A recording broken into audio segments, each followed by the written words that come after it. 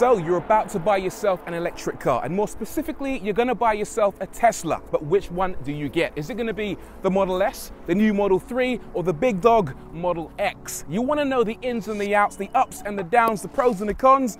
Well, you're in luck, because today I'm gonna break it all down for you. It's Tesla versus Tesla versus Tesla. And there are loads of questions that need answering. Which has the best range, the best interior, which is the most practical, which is the best to drive, which is the best value for money, and which is the best car for you. Okay, I've got all three cars in front of me, and I think it would be a bit of a shame if we didn't take some time and have a little bit of a perv. Starting with the OG, the Model S. This thing is the most classically beautiful out of all three cars. It's perfectly proportioned and seems to get better looking every single time they make an incremental improvement. However, it's not my favorite. My favorite happens to be the Model X. I've got a thing for SUVs, and to me, this thing is absolutely stunning. There are a lot of people that don't like the X, but to those people, I say three words: Falcon wing doors. Enough said. Now, the new kid on the block, the Model 3. It's not quite as well proportioned as the other two, shall we say. It's a little bit too short at the front, a bit too big in the middle, and the whole thing doesn't hang together quite as well as I would like. However, in person, it's not quite as bad as I expected. It's not making me throw up in my mouth quite as much as I thought it would. One of the big questions is, what do you get for your money with these three different cars? And I'll show you by showing you the door handles. This, the Model 3, is a £35,000 car, so you get 35 grand door handles. This is the key. You hold it up against the B pillar, it unlocks, you push your hand here, pull the door open. Quite simple, reasonably cheap. However, you spend a bit more money on the Model S and you get yourself 60 grand door handles. This is the key right here. Double tap it. The door handles open and present themselves to you, allowing you to open the door. But if you want doors that are even more special, you spend more money on a Model X, because, actually, let me show you this. Sorry, buddy, are you gonna eat that? 2 seconds, cheers. All you have to do is walk up to the car, and even if your hands are full, the doors will open automatically for you and let you in. And then when you're inside and you want to close the doors, all you've got to do is press the brake and they close for you. How cool is that? And did I mention Falcon wing doors? Come on. Before I drive these cars, we should probably have a quick chat about interior space. In the Model X, you get loads. Cup holders, door bins, cubbies, it's all good in here. They do this in a 5-seater, 6-seater, and a 7-seater configuration. You get pretty good boot space as well, more than you get in the Model S and Model 3. The S is slightly less practical, but that's because it's a slightly smaller car. However, you do get loads of room in the cabin for 5 grown-ups and a huge boot. Plus, you get the option of 2 rear-facing jump seats for the kids. Now, I definitely wouldn't want to ride in them, and I probably wouldn't want to put my kids in them either, because it feels that little bit too close to child neglect. It might be okay for short journeys, but if you want a practical car, let's get an X. The Model 3 is the cheapest, smallest car with the least features. So first and foremost, it doesn't have a power tailgate. It's not a hatchback either, so the boot opening is slightly more narrow, but there are a couple of advantages to that, one of which is rear headroom. There's no boot hinge above your head, just this gorgeous panoramic roof, so you get tons of headroom and a great view of the sky. So, no big surprises here. Practicality-wise, the X is the best, the S is decent, and the 3 is okay. So, should we drive them? Yeah, but I'm not gonna go over there. These are Teslas, and Tesla people don't go to their cars. Their cars come to them. Check this out.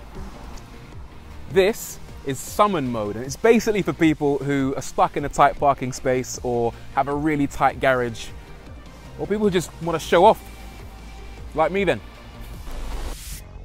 The Model 3 comes in 2 versions, standard and performance. This happens to be the performance version, and you can tell because it's got 20-inch alloys, this big glass sunroof, and a tiny little carbon fiber spoiler that probably adds around, I don't know, 400 grams of downforce.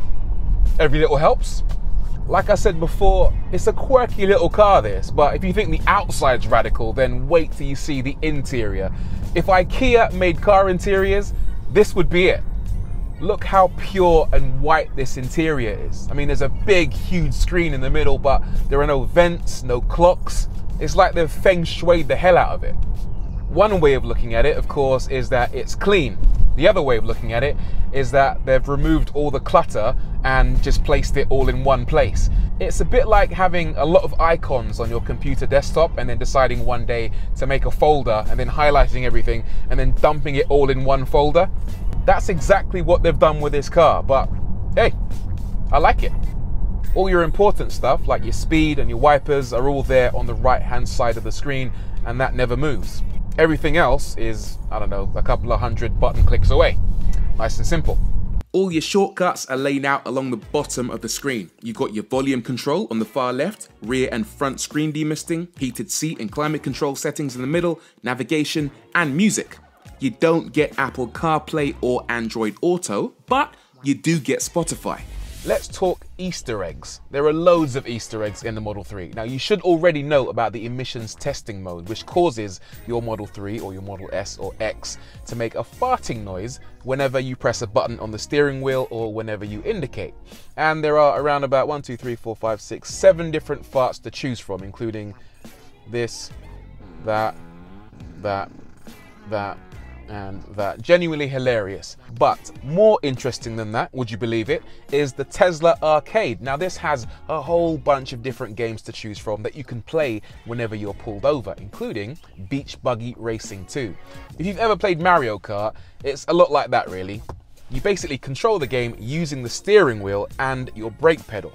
So you choose your character, choose your level, and then off you go.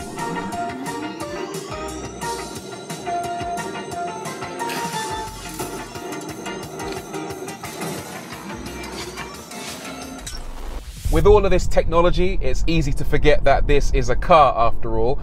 So I should probably tell you how it drives, and the answer is, it's really nice. The first thing that strikes you is just how quiet this thing is. It's so peaceful to drive this car.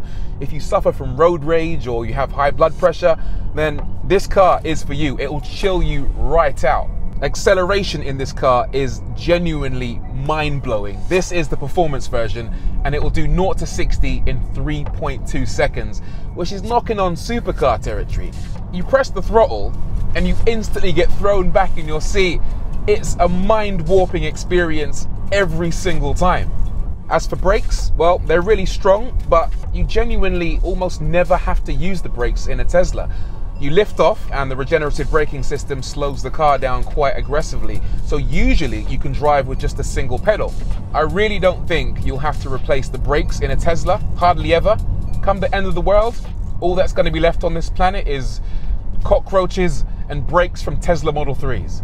Range isn't really a problem either. Tesla says you can get 348 miles from the performance version, and that's on a par with most cars. In fact, check this out. A BMW M3 has a 14-gallon fuel tank and will do about 20 miles per gallon. That gives you a range of about 250 miles, 100 miles less than this electric car. Of course, the real problem with electric cars is, of course, the recharging. But if you top up every day from home or you use a supercharger where a full charge takes a little over an hour, then the Model 3 is actually really good value for money. Stunning. But how does it compare to the Model S? The most obvious difference between these two cars so far, apart from the fact that one's pretty and the other one's challenging to look at, is the fact that the S is a lot more traditional in the way it looks and not quite as minimalist. You get actual physical air vents for a start. And look at this, physical switches for your wipers. Old school. Also, it's worth saying that if you want more space in your car, then get a Model S. It's not quite perfect. I mean, there are no door bins for a start, so there's nowhere to keep a stash of Haribo. However, there is an ample amount of storage in the center console, and you get the option of having up to 7 seats in this car, even if sitting in the very rearmost seats is equivalent to torture. Let's get some facts and figures out of the way. This is the Model S P100D, which is the all-singing, all-dancing, top-of-the-range version. It uses 2 motors, and this latest model actually borrows the front motor that's used in the Model 3. It's bigger and about 400 kilos heavier than the Model 3, mostly because it has a bigger battery. so it'll do around 370 miles on a single charge on the EPA cycle, 50 more than the Model 3. It might not sound like much, but having just that little bit of extra range could end up making this car just that little bit more convenient than all the rest. So it goes further, but it's also much faster. Much faster. The Model 3 does 0 to 60 in 3.2 seconds. The Model S does it in 2.2. That might not sound like an awful lot, but there isn't anything on this planet that can accelerate quite like this car. You mash your throttle and it just takes off like you wouldn't believe. There's no Lamborghini, no Ferrari. I mean, the LaFerrari isn't as quick as this to 60. Can you believe that? This is a staggeringly fast car. Mashing the throttle in this thing is not something you want to do every single day because it kind of hurts. It just takes your breath away. Another big difference between the S and the cheaper 3 is the fact the new Model S comes with adaptive suspension. One of the problems I had with the original Model S when I first drove it years ago was that the ride was a little bit too harsh, but this new car feels a lot more grown up and a lot more comfortable. So the Model S is definitely faster and has much better suspension. Is it more fun? I'm not sure it is, you know. It's definitely more pleasant to drive. It's a much more grown up, luxurious experience in this car. But when it comes to raw fun, I kind of think the Model 3 has the edge. The 3 just feels that little bit more engaging and playful. This feels like a much more serious device. If the S is the serious one, then the X is the lunatic of the family. Did I mention Falcon wing doors? Yeah, I mean, I don't know why this appeals to me, but it just does. The idea of a family van that flaps its doors like wings, yet is quick enough to outrun a Porsche, just appeals to me. Take my money, now. It does have a serious side, of course. The X is all about utility. If you're stuck in a tight parking space, they can make it slightly easier to get inside the car. Space-wise, there's no competition, really. This is the car to go for, especially if you have a family. If you do have a family, and that includes a dog, then you'll want to know about dog mode. All 3 Teslas have it. What it does is this. We all know how bad it is to leave a dog in a car on a hot summer's day. But with dog mode, you can actually set a specific temperature inside your car so you can leave your pets while you go and do some shopping. It will also leave a message on the screen to alert passers-by that you haven't just inconsiderately left your pets to die. Really cool. If you're worried that someone might steal your dogs or your car, you can switch on Sentry mode.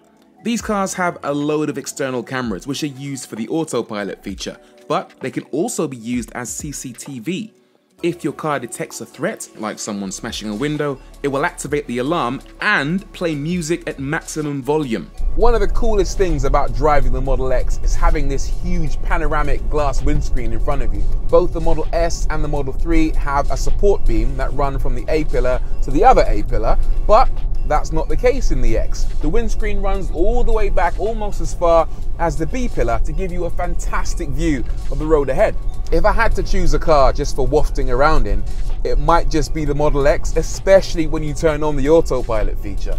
There's just something really cool about gliding along in a silent, high-riding spaceship on wheels that just gets me every time. If I had to choose a car for driving fast, this probably wouldn't be it. The Model X is the heaviest of all 3 cars by far. It's 200 kilos heavier than the Model S and 600 kilos heavier than a Model 3. So it's not the most dynamic car in the world. It comes with the same adaptive suspension as the S, and that helps, but there's only so much you can do against the laws of physics. The trick to driving the Model X though is to take it easy through the bends and then take advantage of the absolutely ballistic acceleration on the straights. And let's not forget, this version, the Model X 100D long range, has a 0 to 60 time of 4.4 seconds. So the distance between bends can feel ridiculously small. The range in this car is 325 miles. That's about what you get in the Model 3, but a little bit short of what you get in a Model S. However, considering this car's size, weight, and the level of practicality on offer, I think that kind of range is actually really decent. So the big question, which Tesla is the best Tesla? Well, the answer is it really does depend on what you want. If you want a car that's spacious, practical, and yet still feels incredibly special, then get the Model X. If you want a car that looks special, feels special, and has a timeless, beautiful design, and is fast enough to make you swallow your own tongue, then get the Model S. But the Model 3, that really throws the cat amongst the pigeons for me. It's lighter, more agile, more fun than any other Tesla, and in performance, guys, it's actually faster than 95% of cars on the market today. Most important of all, maybe, is the fact that it manages to be reasonably affordable while also being immensely desirable. We've had affordable electric cars before, but this one feels different. It feels like, I don't want to give this too much hype, but it feels like we've reached a watershed moment where we have an electric car that's affordable, but also desirable, attainable, while also being aspirational. You won't go wrong whichever one of these you pick, but if it was my money, the car I'd get, well, that's the Model 3.